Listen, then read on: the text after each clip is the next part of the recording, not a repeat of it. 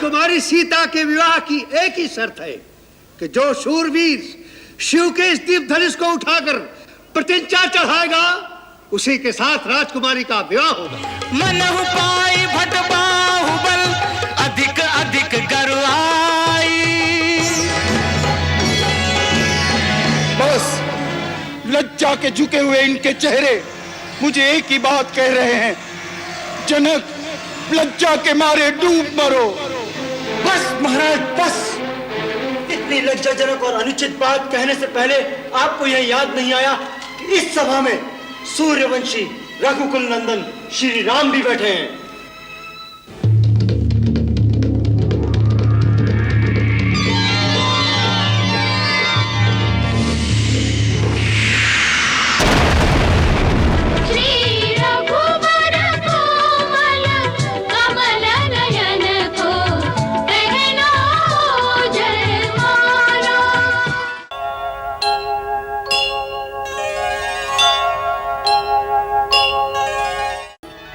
अखंड सौभाग्य महारानी सुनैना, यशस्वी हो मिथिलेश्वर जनक, सकल मनोरथ सफल हो।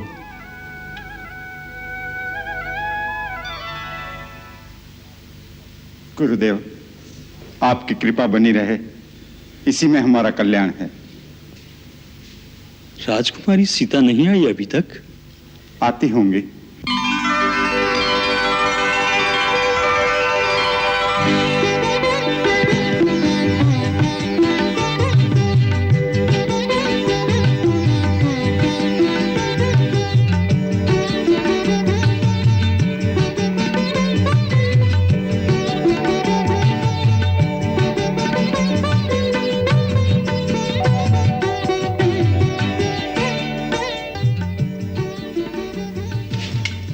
गुरु शतानंद के चरणों में प्रणाम। तुम्हारी मनोकामना पूर्ण हो बेटी।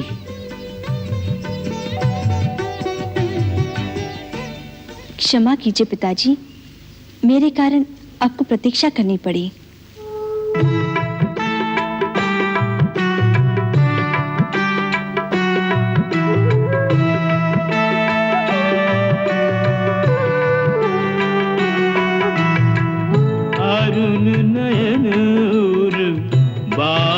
विशाला नील जलज तनु श्याम तमाला, नील जलज तनु श्याम तमाला।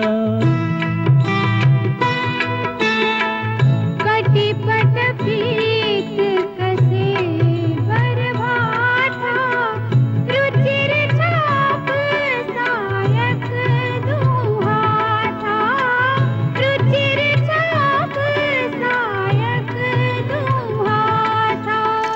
सीता, बचपन से तूने इस शिव धनुष की पूजा की है बेटी। आज उसी पूजा की पूर्ण आहुति की घड़ी आ गई। तेरे पिता ने तेरे विवाह के लिए एक ऐसे पराक्रम की शर्त रखी है जिसे पूरा करना एक साधारण पुरुष के लिए असंभव नहीं तो बहुत कठिन अवश्य होगा। शंका मन से निकाल दो देवी। जिन्होंने महाराज जनक के मन में उस अद्भुत प्रण की प्रेरणा उत्पन्न की थी, उपाय भी वो अपने आप ही करेंगे। परिणाम उन्हीं पर छोड़ दो। आशंका और अविश्वास को मन से निकालकर भगवान आशुतोष पर भरोसा रखो। वो सबकी मनोकामना पूर्ण करते हैं। उनके इस पूजनीय धनुष के कारण कभी किसी का अमंगल नहीं हो सकता।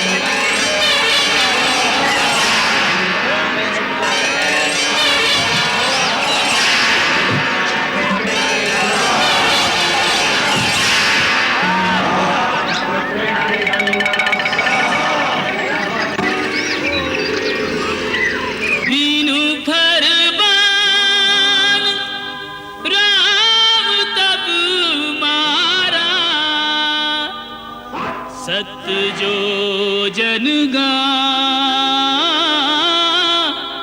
सागर पारा।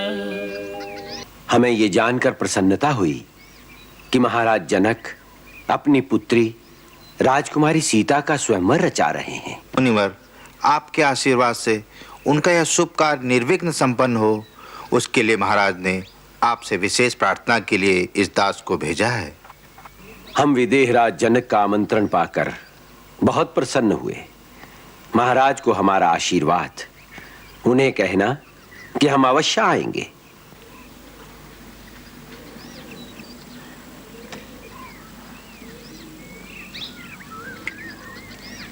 भैया, गुरुदेव आ रहे हैं। गुरुदेव, प्रणाम गुरुदेव, पधारिए। बैठो वत्स।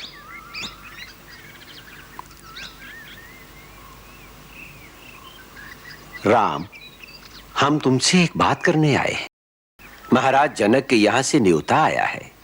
वो अपनी पुत्री सीता का स्वयंवर रचा रहे हैं, जिसमें उन्होंने हमें भी आमंत्रित किया है। हमारी इच्छा है कि तुम दोनों भाई हमारे साथ मिथिला चलो। राम, इस विषय में तुम्हारा क्या विचार है? अहो भाग्य। तो कल प्रातः ही प्रस्थान करेंगे। जो आज्ञा गुरुदेव।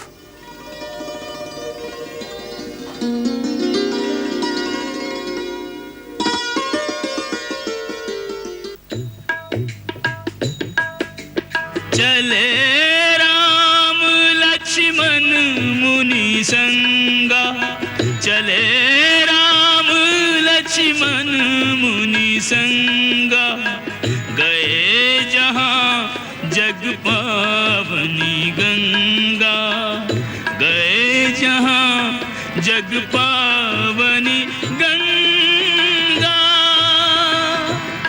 जग पावनी गंगा।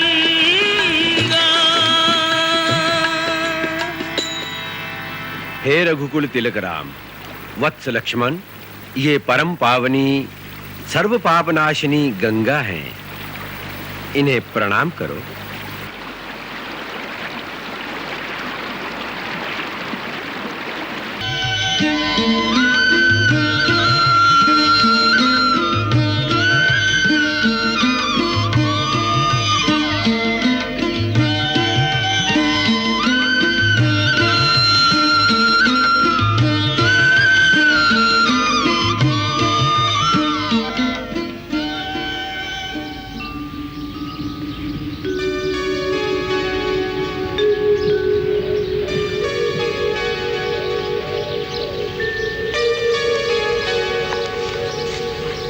गुरुदेव, यह आश्रम बड़ा विचित्र लग रहा है। न ही पूरी तरह उजड़ा हुआ और न ही पूरी तरह बसा हुआ। पत्ता पत्ता सूख गया है, परंतु ये तुलसी का पौधा अभी भी हरा भरा है। ये क्या भेद है गुरुदेव? तुमने सच कहा है राम। यह बड़ा विचित्र स्थान है, जहां गौतम ऋषि के शाप से सब कुछ उजड़ गया, परंतु एक तुलसी का पौधा अभी तक इसलिए जीवित है क्योंकि एक नारी की आत्मा यहां पर वास करती है। एक नारी की आत्मा? हाँ, एक अभागन नारी, जिसके साथ एक पुरुष ने छल किया और दूसरे ने उसको दंड दिया। ये कैसी अद्भुत कथा है गुरुदेव। ये कौन लोग थे जिन्होंने ऐसा किया? दो महान पुरुष, एक देवताओं का राजा इंद्र और दूसरा उसका पति महान तपस्वी ऋषि गौतम। पर क्यों? एक समय जब महर्षि गौतम प्रातः स्नान के लिए नदी पर गए, तो इंद्र ने अवसर देखा और अवसर का लाभ उठाने की ठानी। उसने गौतम का रूप धारण कर लिया। गौतम का रूप धारण करने के पश्चात अहिल्या से समागम के लिए वो दबे पांव चुपके चुपके अहिल्या की कुटिया की ओर चल पड़ा। छिपते छिपाते वो अहिल्या की कुटिया में प्रवेश कर गया।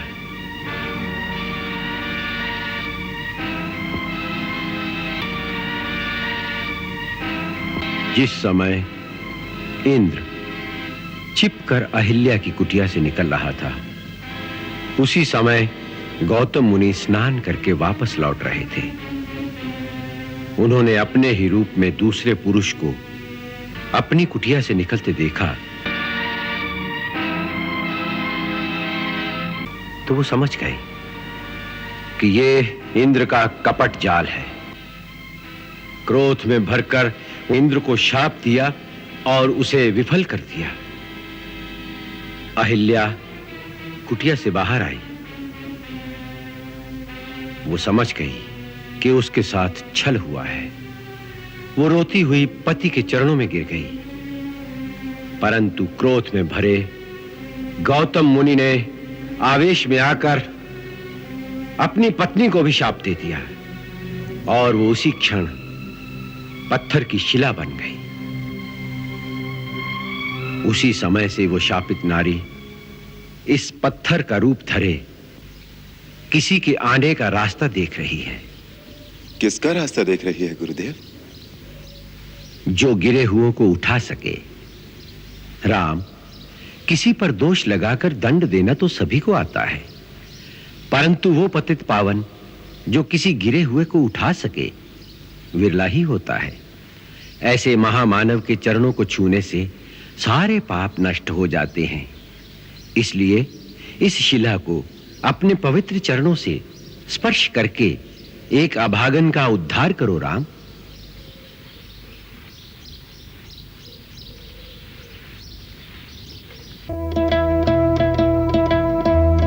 अहिल्या बड़े भाग्य तिहारे, तेरे घर राम पधारे, स्वयं भगवान पधारे। अहिल्या बड़े भाग्य तिहारे, तेरे घर राम पधारे, स्वयं भगवान पधारे।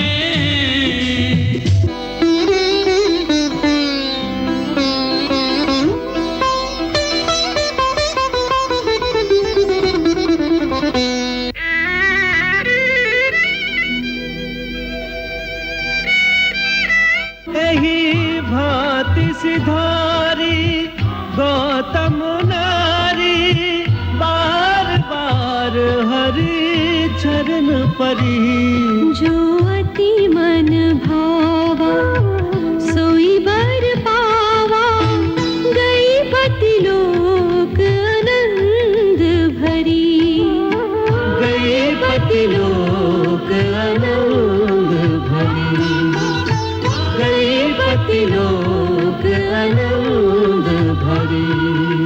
राम हरि जय राम हरि, राम हरि जय राम हरि, राम हरि जय राम हरि, राम हरि जय राम हरि, राम हरि जय राम हरि, राम हरि जय राम हरि, राम ओम नमः शिवाय च शिवतराय च नमः शंभवाय च मयो भवाय च नमः शंकराय च मयस्कराय च। पार्वती पतये हर हर महादेव हर। ओम कल्याणम अस्तु।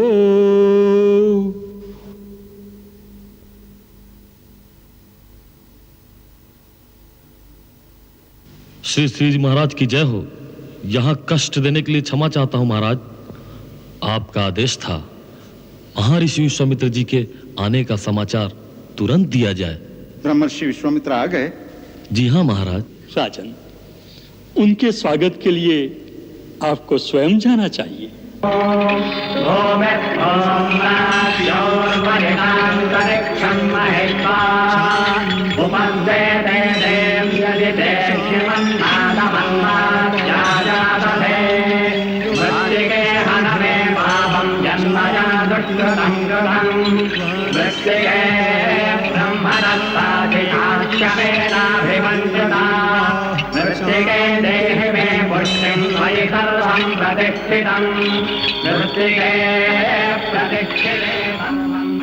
पधारिए विदेह जनक, राजन विराजिए।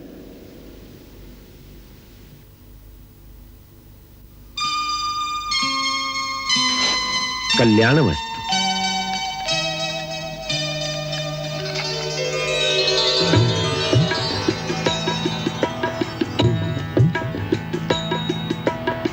मूर्ति मधुर मनोहर देखी, मूर्ति मधुर मनोहर देखी, भयं विदेह विदेह विसेखी, भयं विदेह विदेह विसेखी।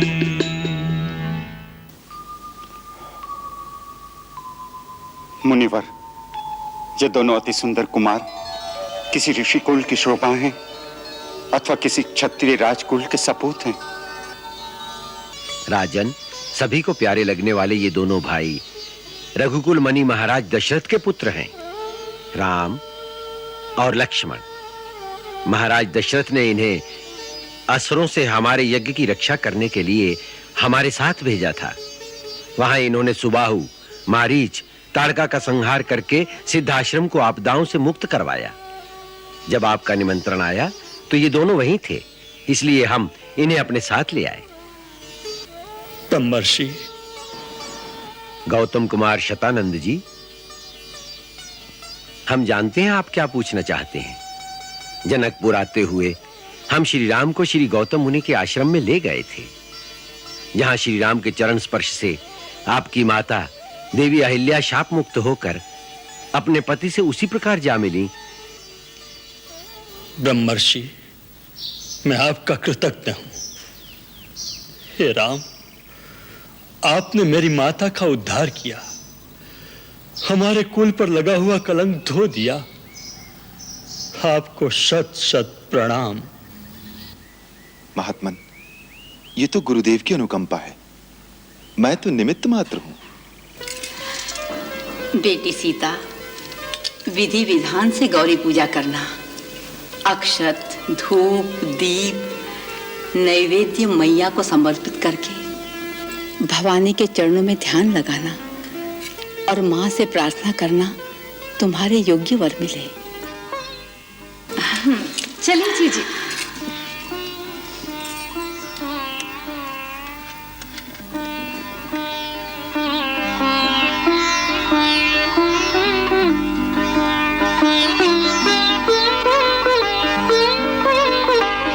सर्वमंगल मांगल्ये सर्वे शिवे साधिके शरण्ये त्र्यंबके गौरी नारायणी नमस्तुते।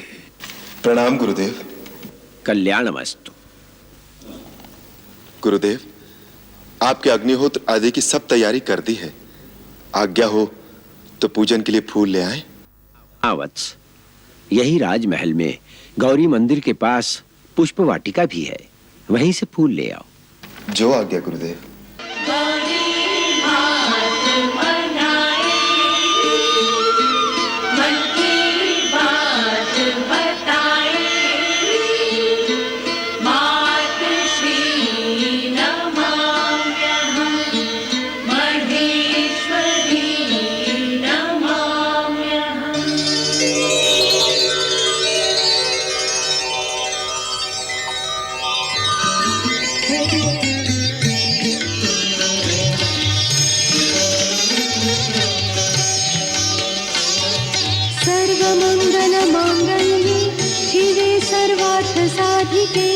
शरण्ये त्र्यंबके गौरी नारायणी नमोस्तुते।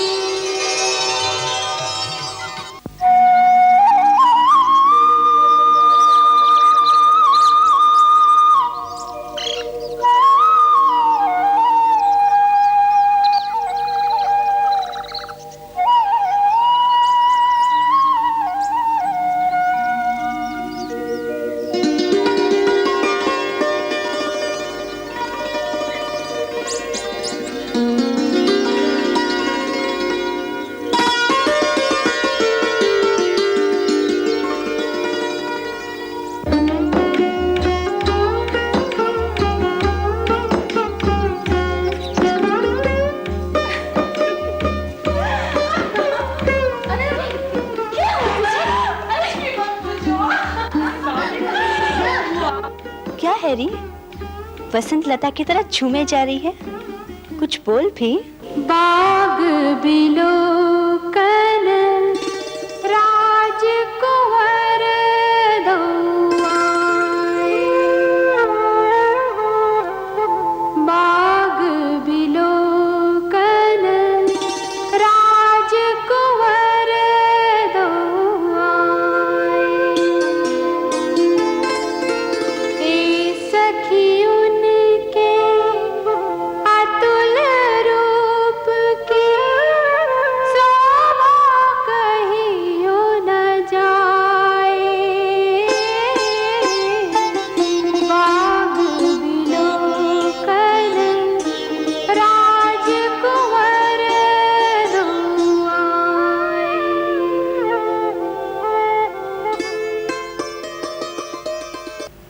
चलो ना सीते, एक नजर उन्हें देख तो लो। हाँ हाँ चलो देखिए, कौन है वो जिन्होंने अपने रूप से सारी जनकपुरी को लुभा रखा है। चलो ना सीते।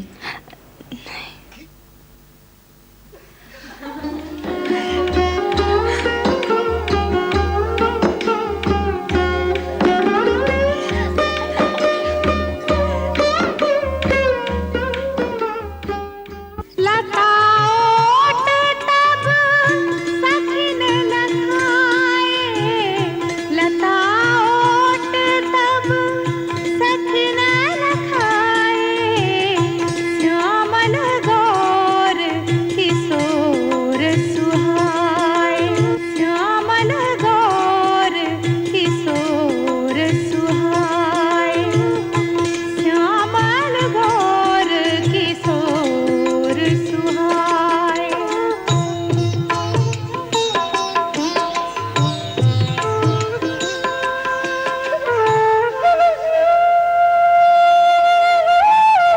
सुमिर सिय नारद बचन, उपजी प्रीति पुनीत। चकित बिलोकति सकल दिशि, जनु शिशु मृगी सभीत। अधिक स्नेह देह भई भोरी, सरद शशि जनु चित वचकोरी।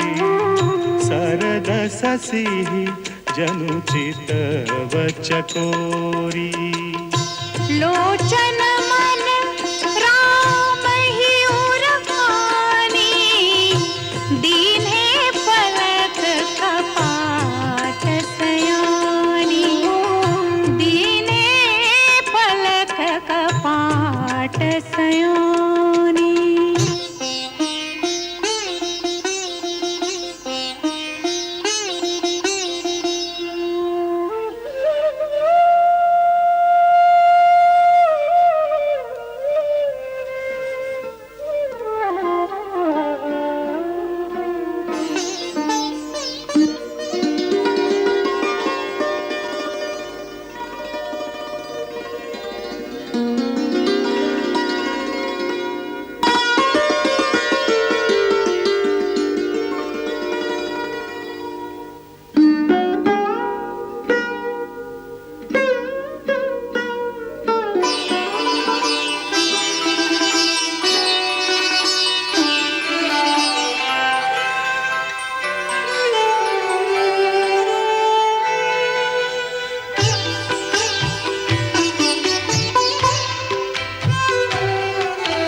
प्रेमी क्षीर सागर के वाटिका में आज मिले, दृष्टि एक दूसरे को रह गई निहारती। मर्यादा सिंधु राम विचलित से दीख पड़े, धीरमती सीता भी धीरज धन हारती।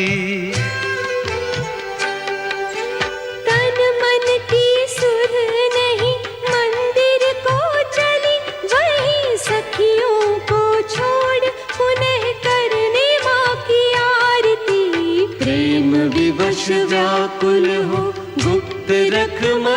मनोरथ को महालक्ष्मी सिया महागौरी को पुकारती, महालक्ष्मी सिया महागौरी को पुकारती।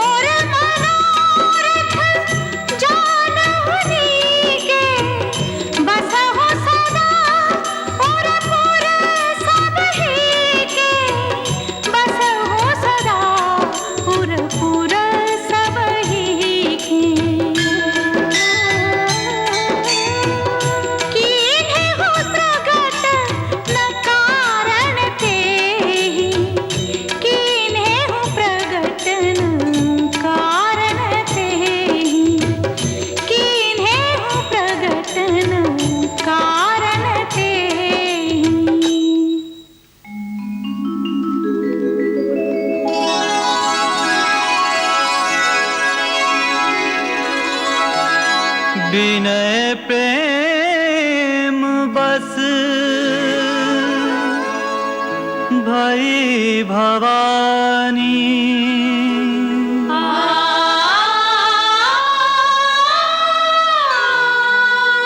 खसी माल मूर्ति मुस्कानी।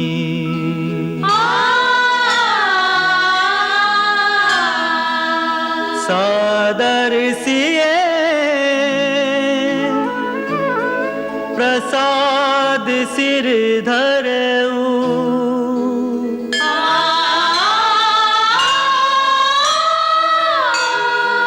बोली गौरी हर्षु हिये भरऊ।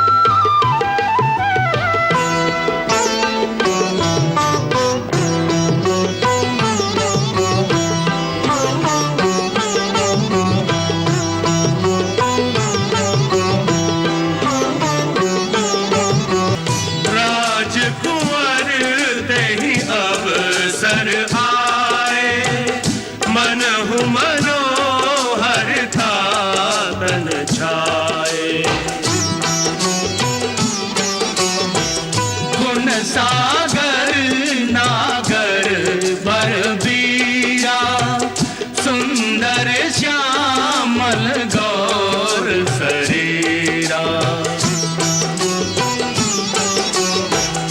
राज समाज विराजत रूरे उड़गन महु जनु जुग विधु पूरे।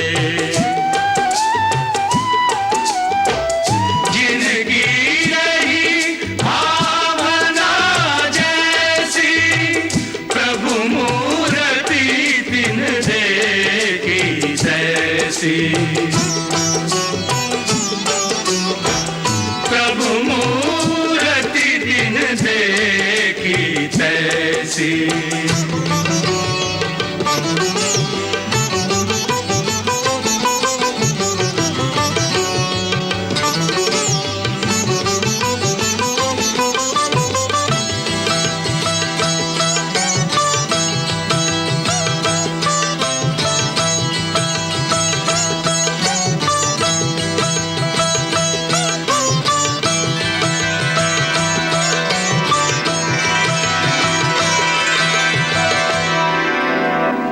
बड़े विशेष अतिथि लगते हैं। ऐसा लगता है कि सीता के विवाह की बात इनसे पहले से ही पक्की हो चुकी है। तो क्या हमें वैत में बुलाया है? लगता तो ऐसा ही है, क्योंकि महाराज जनक स्वयं उनका स्वागत कर रहे हैं। उन बालकों का नहीं, महर्षि विश्वामित्र का स्वागत कर रहे हैं। ये बालक तो यूं ही तमाशा देखने आए हैं। तुम क्या समझते हो, ये दूध मुहे बच्चे शिव का धनुष तोड़ेंगे? महाराज, अब राजकुमारी सीता को सभा में बुलाना चाहिए।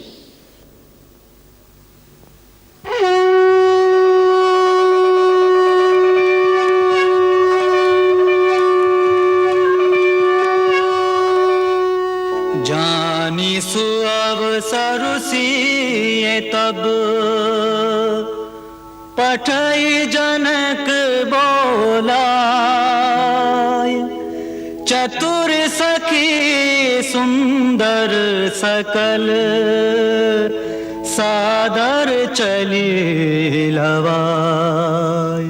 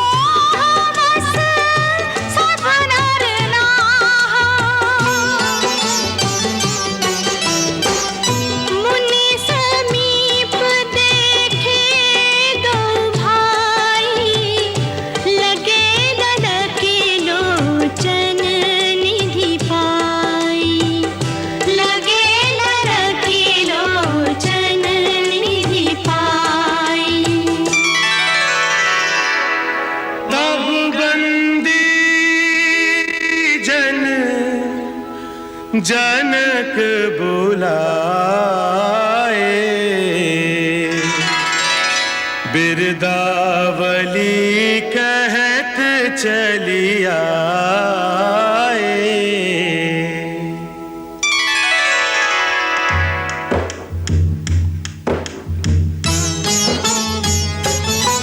हम बंदी जन अपने राजन की बिरदावली बखान करे। मिथिला के प्रजापति जनक राज की गरिमा का गुणगान करे। हम बंदी जन धर्मात्मा निमि को नमन करे जग सारा। मिथिला को देकर नाम संवारा। मिथि पुत्र जनक ने कुल का यश विस्तारा। तब से जाए हर राजा जनक पुकारा। इस कुल के सभी नृप वीर यशस्वी दया धर्म और दान करे। हम बंदी जन अपने राजन की बिरदावली बखान करे। हम बंदी जन महाराज महारोमा की महिमा न्यारी। सुत उनके स्वर्ण रोमा सुंदर सुखकारी।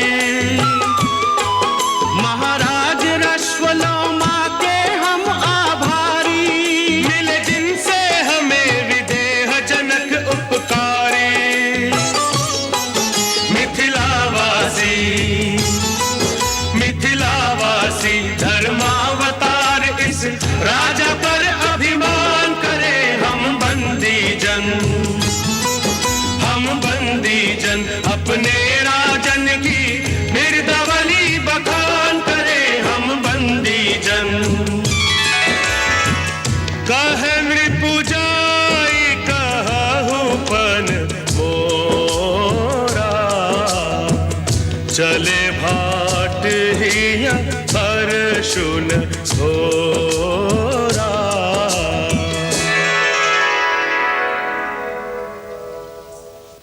अब हमारे चारण सभा में महाराज के प्रण की घोषणा करेंगे।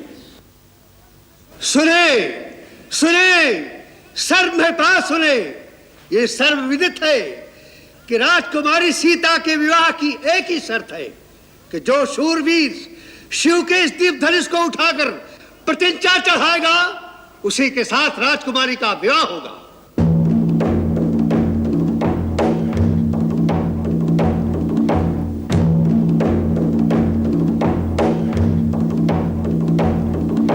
सुनहु सकल महिपाल, नृप भुज बलु बिदु शिव धनु राव, करुण कठोर विदित सब काहू। रावण बानु महाभट भारे, देखी सरासन गवहि सिधारे।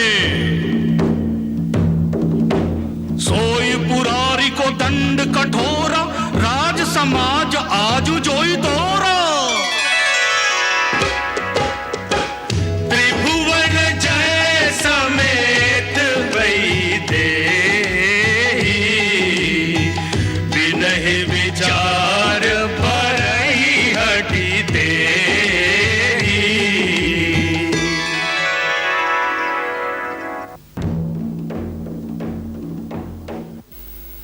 अब यह स्वयंवर का कार्य आरंभ किया जाता है।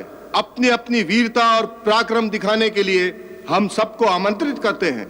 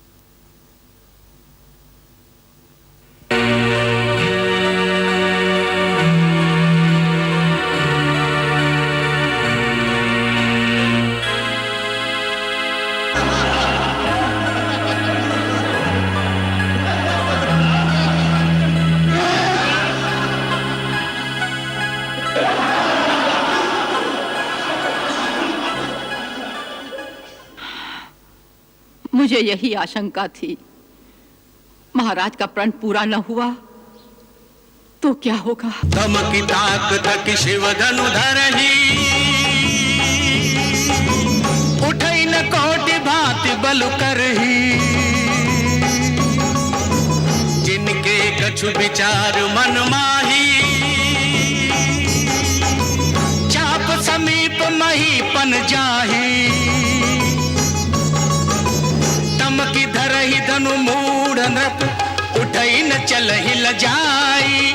मनहु पाई भट बाहुबल, अधिक अधिक गरुआई। बस बहुत हुआ, अब और उपवास न हो तो अच्छा है।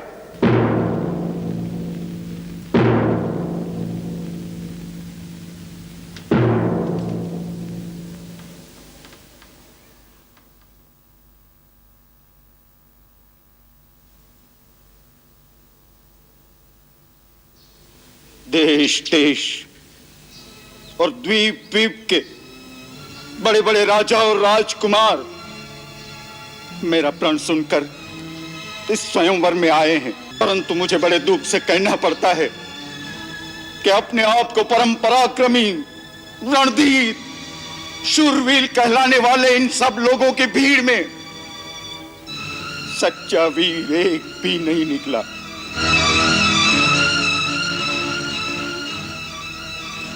सीता जैसी दिव्य पत्नी, महान यश, अनुपम कीर्ति एक साथ पाने के लिए मैंने केवल बल और पराक्रम का शुल्क रखा था, परंतु इन शूरवीरों में से किसी ने भी उस मूल्य को चुकाने की क्षमता नहीं दिखाई।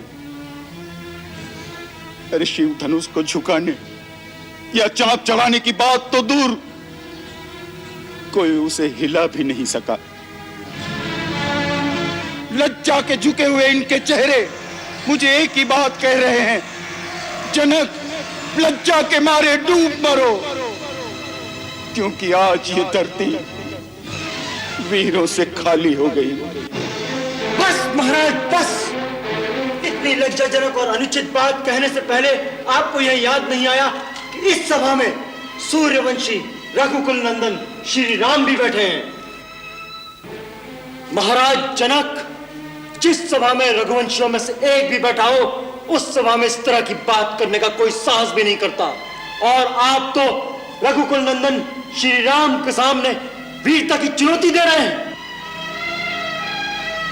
आप इसका परिणाम जानते हैं? मुझे मेरे भैया के चरणों की सौगंध, अगर मेरे गुरु मुझे आज्ञा दें तो यह पुराना जीर्ण धनुष क्या चीज है। मैं पूरे ब्रह्मांड को गेंद की तरह उछालकर इस तरह पटकूं कि इसके टुकड़े टुकड़े हो जाएं। लक्ष्मण, मुझे क्षमा कीजिए भैया, मुझसे आपका अपमान नहीं सहा गया। मुझे आज्ञा दीजिए मैं महाराज जनक के अपमानजनक शब्दों का समुचित उत्तर दे सकूं। शांत शांत हो वत्स, अपने आसन पर विराजो।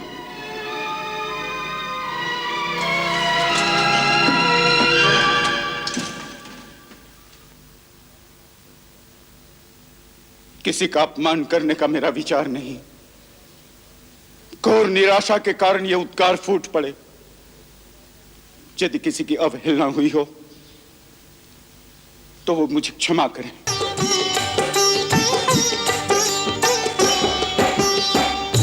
विश्वामित्र समय शुभ जानी, बोले अति स्नेह मैं बानी। उठहु राम भंजहु भव चापा, मेटहु तात जनक परितापा। सुनि गुरु वचन चरण सिर नावा, हर्ष विषाद न कछुर आवा। सहज ही चले सकल जग स्वामी, मन मंजुवर कुंजर गामी।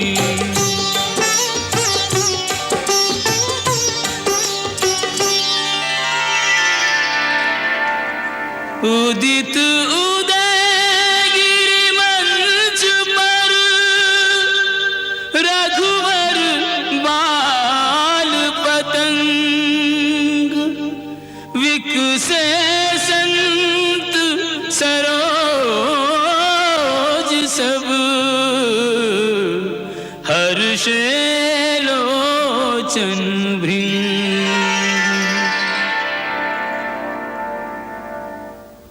लो, अब ये भी अपना पराक्रम दिखाएंगे। अच्छा, अब चिड़िया पहाड़ उठाने को चली है।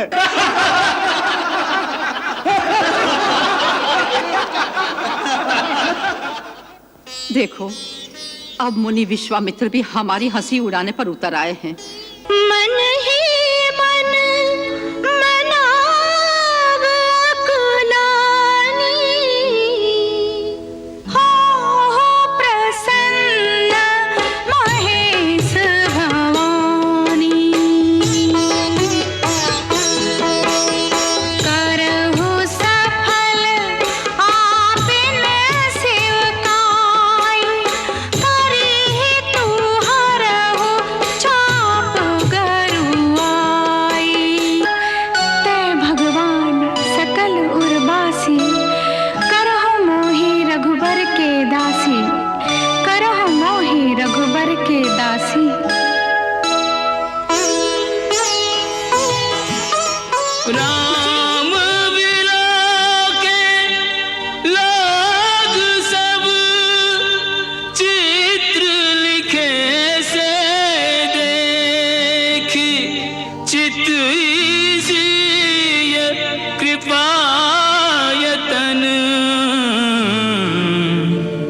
जानी विकल विसेखी।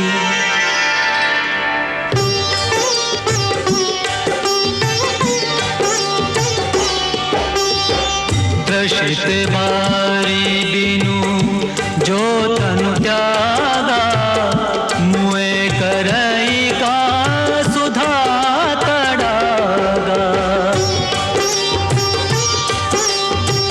काबर का जब किसी सुखाने, समय चुके पुनि का पछताने। हस जिए जानी जाने की देखी, प्रभु पुल के लखी प्रीति बिसेखी। गुरु ही प्रणाम मन ही मन कीन्हा, अति लाघव उठाए धनु लीन्हा।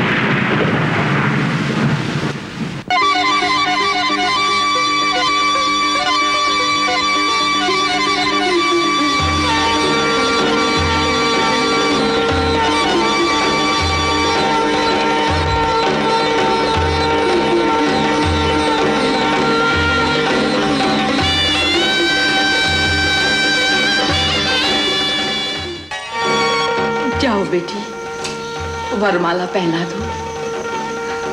जाओ बेटी, जाओ।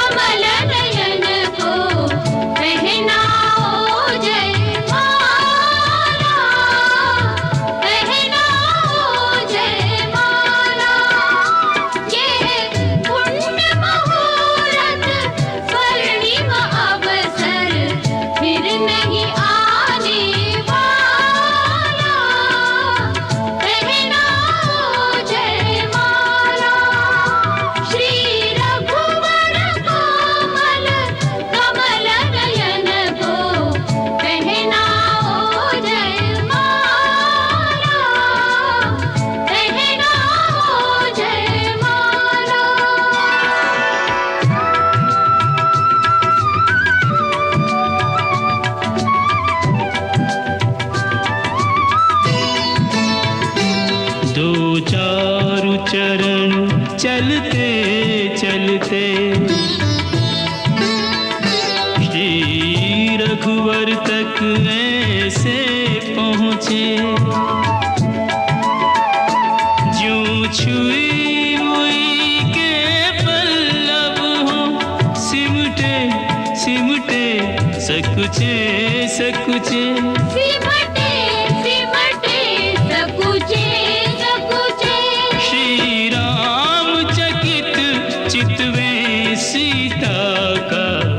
अद्भुत रूप निराला, कहना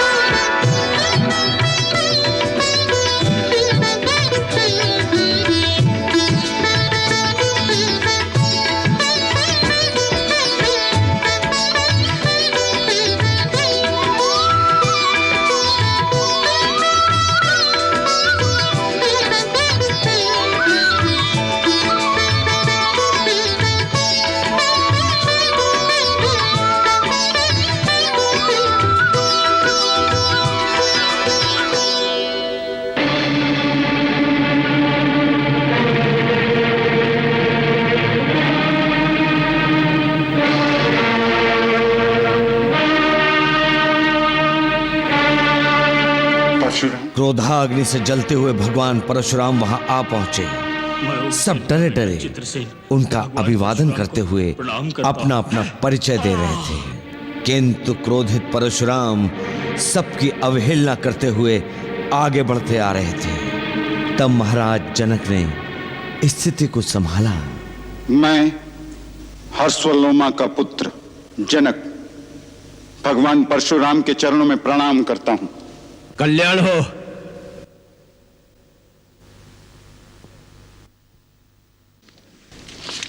ये है मेरी पुत्री सीता, आपका आशीर्वाद चाहती है।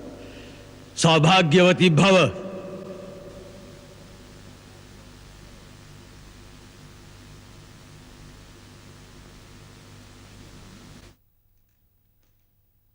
प्रभु, मिथिला में आपका स्वागत। कल्याणास्तु। अभिनंदन है हे जामदग्ने। नमस्तुभ्यं ब्रह्म ऋषि। वत्स, आगे आओ, भगवान परशुराम की चरण वंदना करो।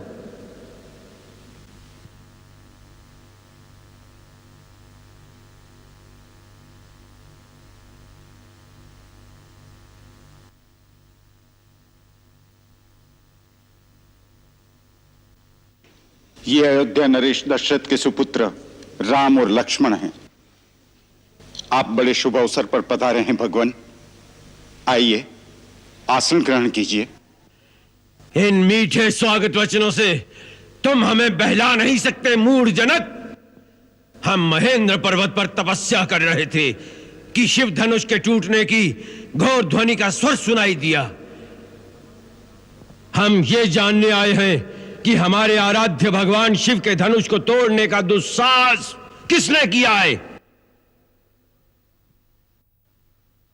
बोलता क्यों नहीं मूर्ख? बता बता, किसकी मृत्यु हमें यहां लेकर आई है? जल्दी बता, नहीं तो जहां तक तेरा राज्य है वहां तक की पृथ्वी को हम उलट पलट करके रख देंगे। तेरा सारा राज्य नष्ट कर देंगे, नष्ट कर देंगे। एक धनुष टूट गया तो उसमें इतना क्रोध करने की क्या बात है? हमने तो बचपन में कई धनुइयां तोड़ डाली, उस समय तो किसी ने क्रोध नहीं किया था। राजा के छोकरे, तनिक होश में बात कर। विश्व भर में सम्मानित महाशिव धनुष को बच्चों की धनुरियों के बराबर समझता है। ब्राह्मण देवता, आपको धनुष और धनुष में फर्क दिखता होगा। हम तो क्षत्रिय हैं। धनुष बाण से खेलना हमारा नित्य कर्म है। हमारे लिए तो सब धनुष एक समान है। ढिठाई की भी हद होती है। लगता है तुझे अपने जीवन से मोह नहीं रहा। मुझे मोह है कि नहीं, परंतु आपको इस पुराने जीर्ण धनुष से बहुत मोह दिखाई देता है, जिसके टूट जाने पर आप बच्चों की तरह बिलबिला रहे हैं। रघुवर ने इसे हाथ लगाया और ये टूट गया, इसमें उनका कोई दोष नहीं। लगता है कि तू अपनी माता को निपूती बनाना चाहता है। मैंने तो तुझे बालक समझकर अब तक जीवित छोड़ रखा था, और मैं आपको एक ब्राह्मण समझकर आपके ऊपर हाथ नहीं उठाना चाहता। विश्वामित्र, यदि इस उद्दंड बालक की रक्षा चाहते हो तो इसे हमारी आंखों से दूर ले जाओ। आप आंखें बंद कर लीजिए प्रभु, मैं दिखाई नहीं दूंगा। बस बहुत हो गया, अब कोई मुझे दोष न देना। ये बालक अब निश्चय ही मरणहार है।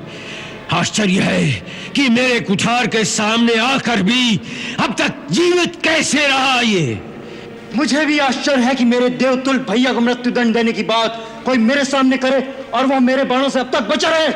लक्ष्मण,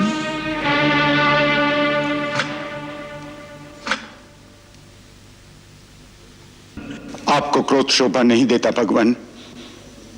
यदि बालक कोई चपलता दिखाता है तो गुरु माता पिता उसका आनंद लेते हैं, रोष नहीं करते।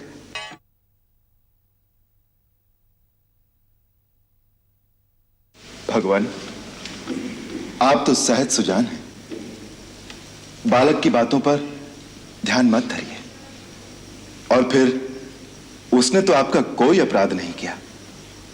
आपका अपराधी मैं हूं। मेरे ही हाथ से यह धनुष भंग हुआ है। यदि दंड देना है तो मुझे दीजिए। तुम भी कुछ कम धूर्त नहीं हो। भगवान शंकर का धनुष तोड़कर अब मुझे ही ज्ञान सिखा रहे हो। उधर तेरा छोटा भाई तेरी सम्मति से मुझे भड़काकर, मुझे क्रोध दिलाकर मेरा बल क्षीण कर रहा है, और इधर तू हमसे हाथ जोड़कर बड़ी अनुनय विनय कर रहा है। परंतु ये छल कपट और नहीं चल सकता। तुम समझते हो कि अपने आप को राम कहने से तुम परशुराम का भी सामना कर सकते हो, तो उठाओ शस्त्र और मेरे साथ युद्ध करो। मैं तुम्हें निहत्था नहीं मारूंगा, वीरोचित मृत्यु का अवसर दूंगा। और युद्ध नहीं करोगे तो भाई समेत तुम्हें अभी मार डालूंगा। प्रभु, यदि रण में हमें कोई ललकारे तो क्षत्रिय धर्म के अनुसार हम उससे अवश्य लड़ेंगे, चाहे वह स्वयं काल ही क्यों ना हो। परंतु हम रघुवंशियों का यह भी धर्म है कि हम गौ, ब्राह्मण और स्त्री पर हाथ नहीं उठाते। ब्राह्मण हमारे लिए सदा पूजनीय है और उनकी सेवा करना हमारा परम धर्म है। सो प्रभु और सेवक के बीच युद्ध कैसे हो सकता है? आपकी और हमारी बराबरी कैसे हो सकती है? विप्रवंश की अस्प्रभुताई अभय हो ही जो तुम्हें डराई।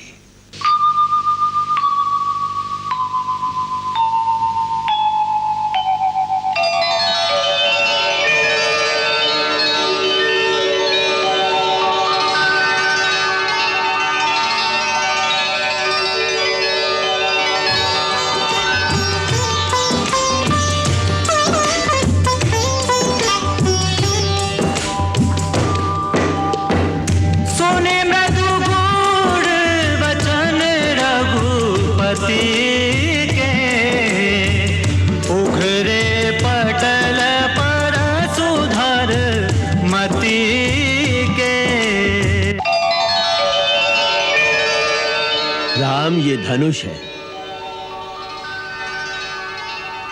ये धनुष विष्णु ने मेरे पितामह महर्षि ऋचिक के पास धरोहर रूप में रखा था।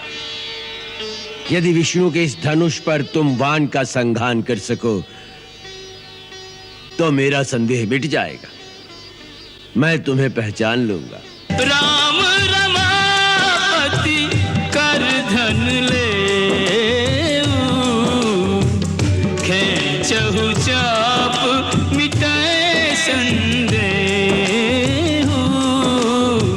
खेचहु चाप मिटाए संदेह।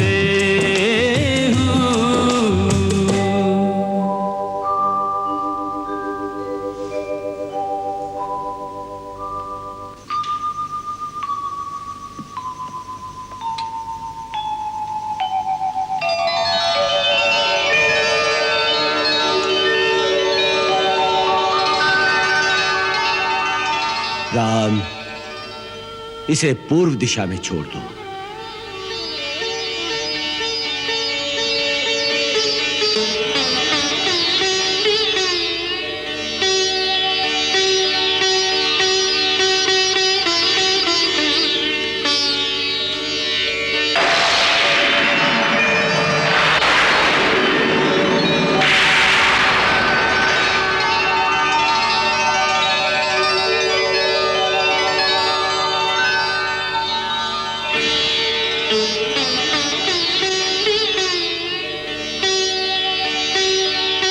जय रघुकुल तिलक,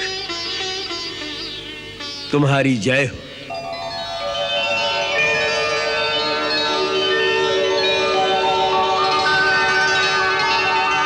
जनक, तुम्हारे कई जन्मों के पुण्य से श्री राम तुम्हारे धाम में आए हैं, और राम का यह संयोग स्वयं ब्रह्मा ने भगवान शिव जी के आशीर्वाद से ही निश्चित किया है। धूमधाम से ये विवाह रचाओ, इसी में आपका कल्याण है।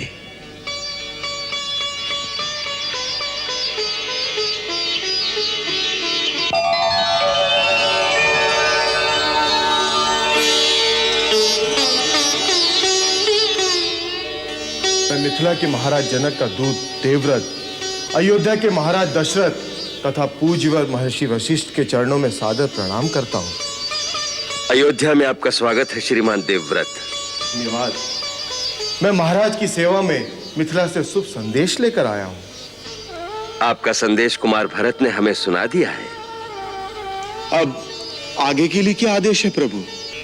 इस संबंध में गुरुदेव अपना निर्णय प्रदान करें, उसी के अनुसार कार्य किया जाए। आर्य देवव्रत, अयोध्यापति की ओर से महाराज जनक की सेवा में निवेदन करिए कि हमें आपका निमंत्रण स्वीकार है।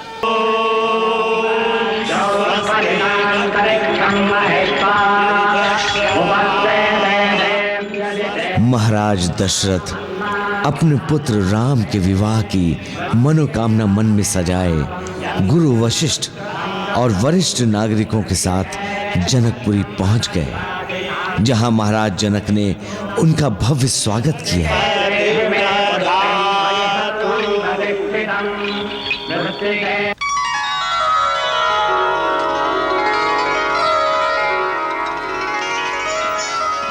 अवध नरेश, मिथिला आपका स्वागत करती है। मेरे बड़े भाग्य हैं कि आपकी चरण रज से मिथिला पावन हो गई।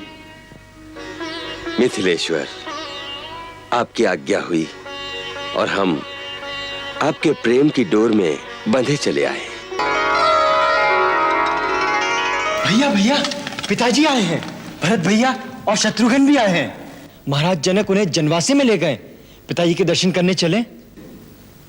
नहीं लक्ष्मण, हम इस समय गुरु विश्वामित्र की आज्ञा के अधीन हैं। उनकी आज्ञा के बिना नहीं जा सकते।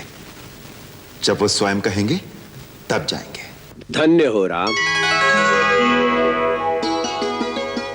तुम्हारे संयम और शिष्टाचार आदर्श हैं। हम स्वयं तुम्हें महाराज दशरथ के पास ले जाने ही आए हैं। आओ चले।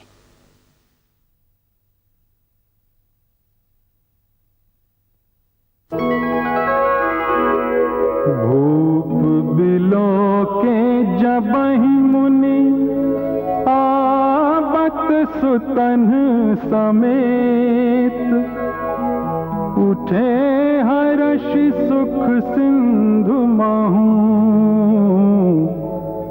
चले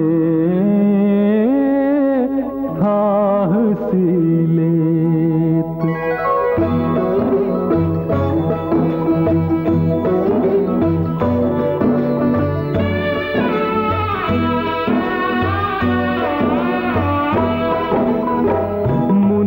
दंडवत कीन्ह महिषा, बार बार पद रज धरि सीसा।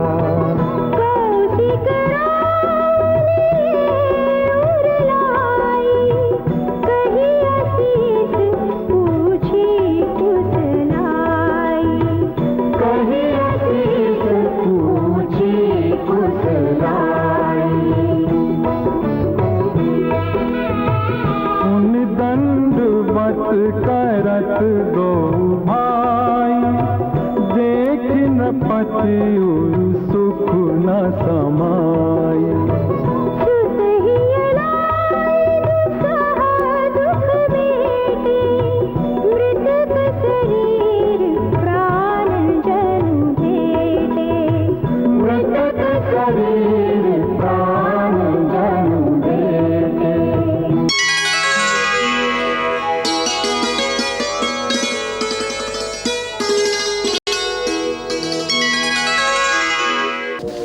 भैया, पुष्प वाटिका से आने के बाद जो राम भैया की दशा मैंने देखी। क्या देखी? रात भर चांद को देखकर ठंडी सांसें लेते रहे। अच्छा? हाँ। जब भैया को मैंने इतना विचलित देखा तो पूछा तो कहने लगे, लक्ष्मण, जैसे किसी ने मेरे मन के शांत सरोवर में कंकरी फेंक दी हो, जिसमें प्रेम की लहरें हिलोरे ले रही है। हर लहर में सीता की छवि। चांद को देखता हूं तो सीता।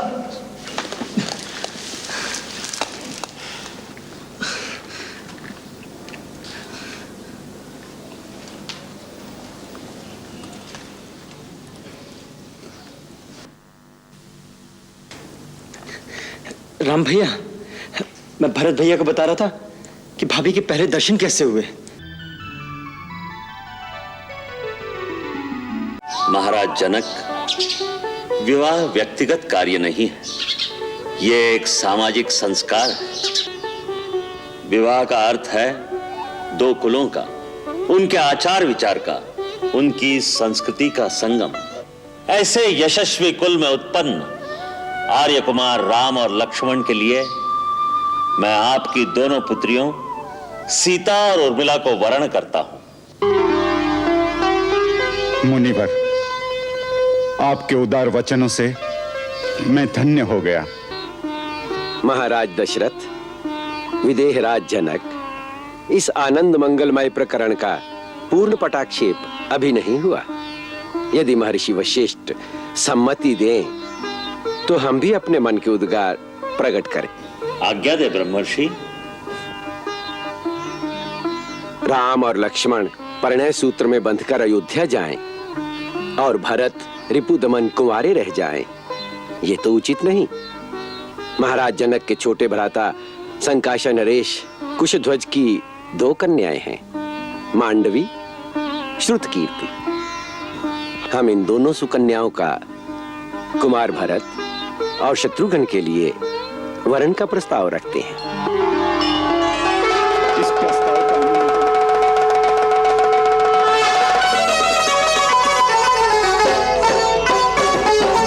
आई रे बारात जनक जी के द्वारे, आई रे बारात जनक जी के द्वारे।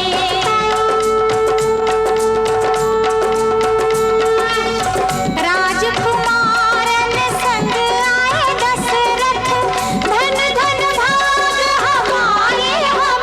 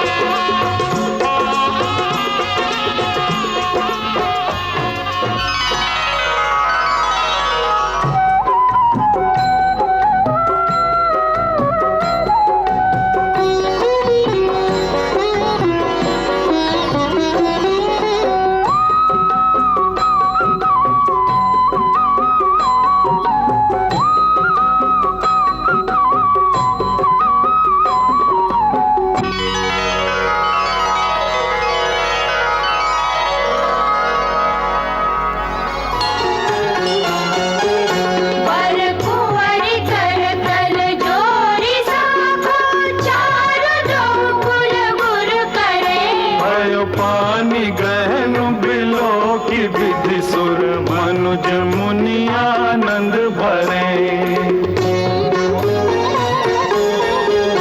सुख मूल दूलहु देखि संपत्ति फूल कटन हुल सोहियो परिलोक वेद विधान गण्यादानु नृप भूषण कियो दानु नृप भूषण कियो कन्यादान नृप भूषण कियो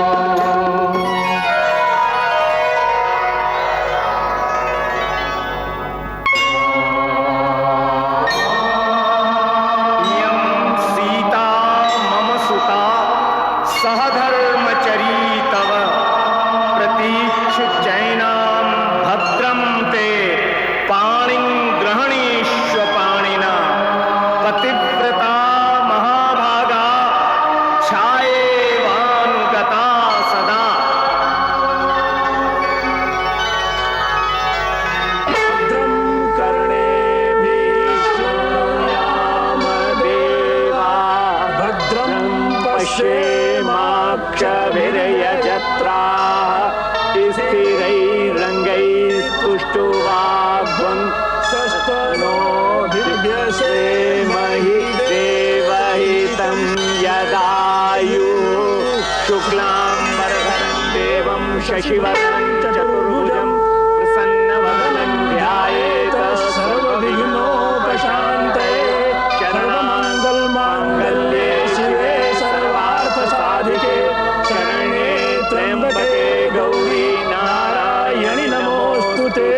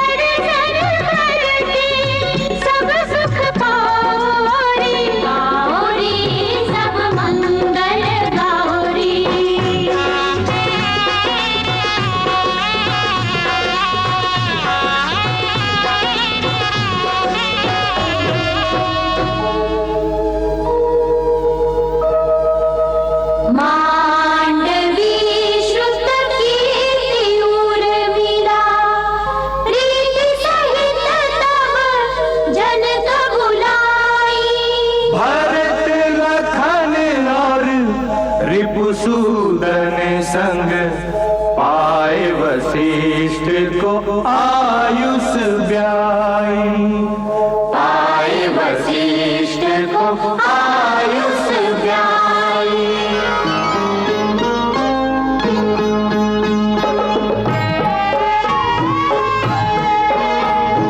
चारों भ्राता बधुओं को संग ले कोहबर की ओर चले।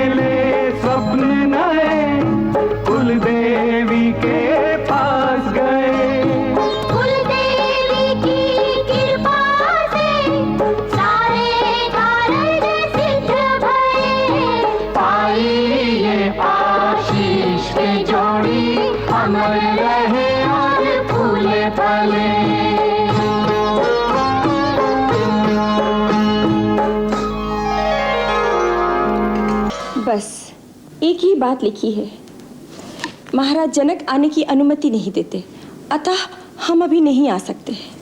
ठीक ही तो कह रहे हैं, मिथिला नरेश छोड़ेंगे तो ही आएंगे ना। परंतु हमारा भी ध्यान रखना चाहिए, प्रतीक्षा करते करते आंखें थक गईं। कब बारात लौटेगी, कब बहुओं का मुख देखेंगे। हम सारी अयोध्या नगरी प्रतिदिन बारात की वापसी के लिए सज धज कर तैयार रहती है और सांझ होते ही मन महसूस कर रह जाती है। हर एक की दृष्टि मिथिला से आने वाले रास्ते पर लगी हुई है। हम भी एक विशेष दूत महाराज की सेवा में भेजेंगे, निवेदन करेंगे, बहुत हो चुकी प्रतीक्षा, शीघ्र ही बहुओं को विदा करा कर ले आइए। अरे भैया जल्दी जल्दी करो ना, हम सुना है डोली आज विदा हो जाए। अरे भैया डोली तो तभी उठेगी ना जब अपने महाराज जनक जी मान जाएंगे। राजन, आपके मन की अधीरता का अनुमान हमें है, परंतु अपने हाथों कन्यादान करने के पश्चात पुत्री पराई हो जाती है। अब वो किसी और की धरोहर हो गई है। आप जैसे ज्ञानी को ये बात समझाने की आवश्यकता नहीं है। अच्छी बात है मुनिराज, अच्छी बात है। शतानंद जी, महारानी से कहिए राजकुमारियों को विदा करने की तैयारियां करें। पिता ने तुम्हें इतना दिया है कि तीनों लोक में उसकी शोभा हो रही है, पर माँ तो तुम्हें नारी धर्म का ज्ञान ही दे सकती है, जो जीवन के हर मोड़ पर तुम्हें कर्तव्य और धर्म का रास्ता दिखाएगा। सर्वप्रथम ये याद रखना कि स्त्री के लिए पति से बड़ा और कोई भगवान नहीं होता। पति के कर्तव्य पालन में स्त्री को उसकी सहधर्मिणी बनकर उसका साथ देना चाहिए। स्त्री को चाहिए कि पति के माता पिता का सम्मान करे, उनकी सेवा ही सबसे उत्तम धर्म है। सास ससुर पद पंकज पूजा, या सम नारी धर्म नहीं दूजा। सबसे आखिरी सीख यह है कि ससुराल को ही अपना घर समझना, वहां रहकर कभी अपने मैके का मान नहीं करना, अपने मैके का बड़प्पन नहीं जताना, वहां इतना मन लगाना कि तुम्हें अपना मैका भूल जाए।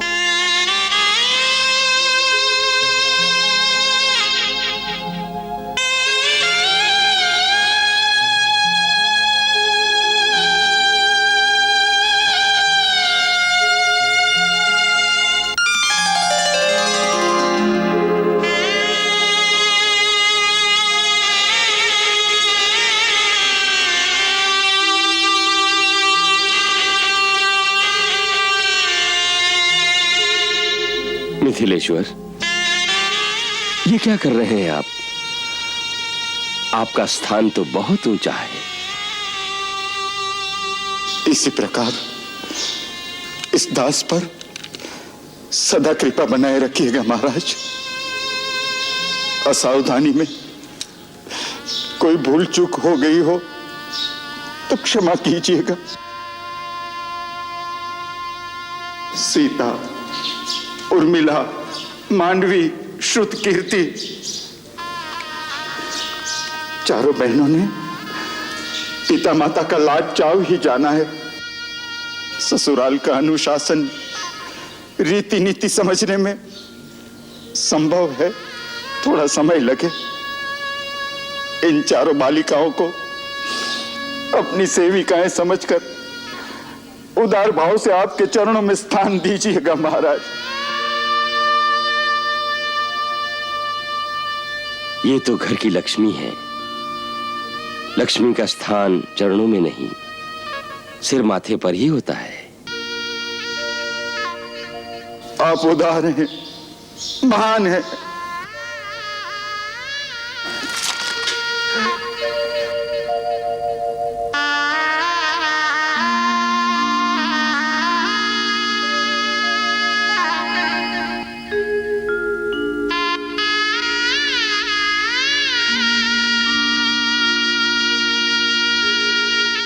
महाराज, मुहूर्त का समय हो रहा है, कन्याओं को विदा कीजिए।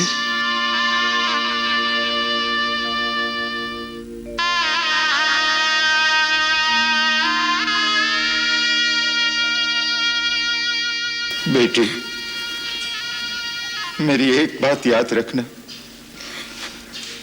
तुम्हारे किसी भी आचरण से तुम्हारे पिता की लाज और ससुराल की कीर्ति को धक्का न लगे।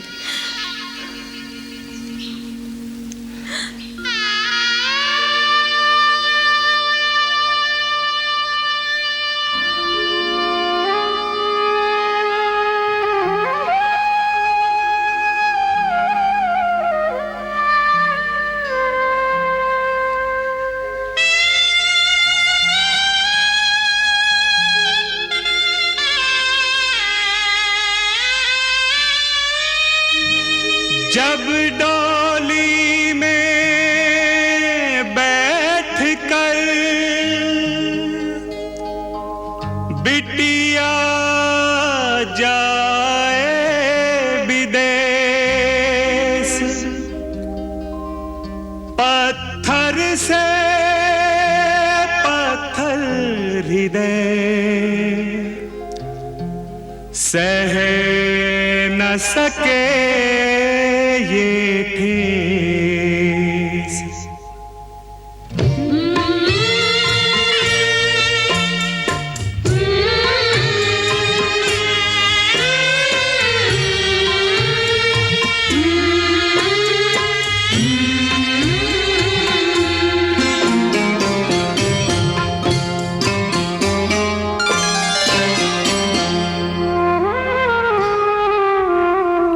राम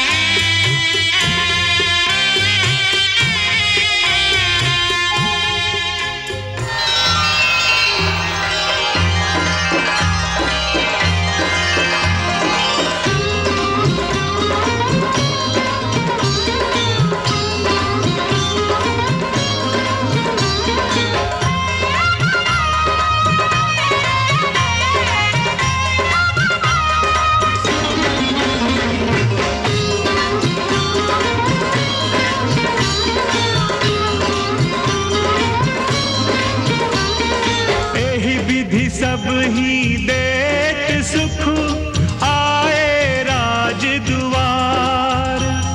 मुदित मातु परिछनी करही बधुन समेत कुमार।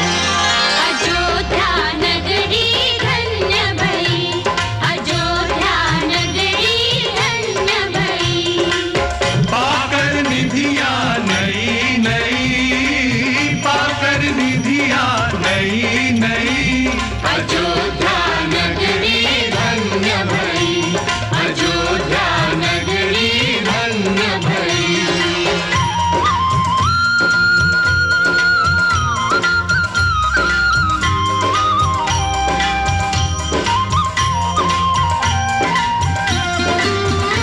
निगम नीति कुल रीति करी अर्घ पावड़े देत।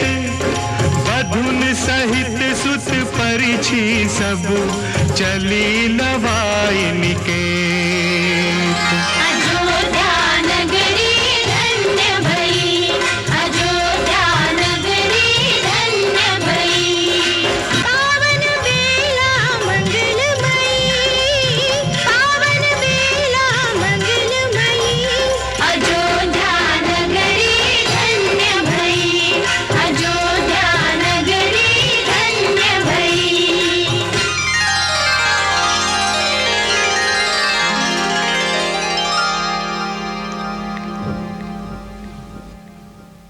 जपा कुसुम संकाशम काश्यपेयं महाद्युतिम तमोहरिं सर्वपापघ्नं प्रणतो अस्मि दिवाकरम्।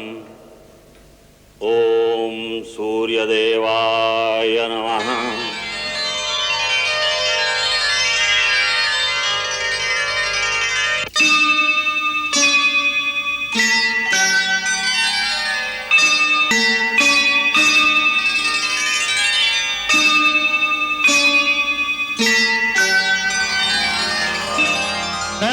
तरिकाश्रमित उनीद बस शयन करावहु जाई। अस कही गे विश्राम गृह राम चरण चितुलाई।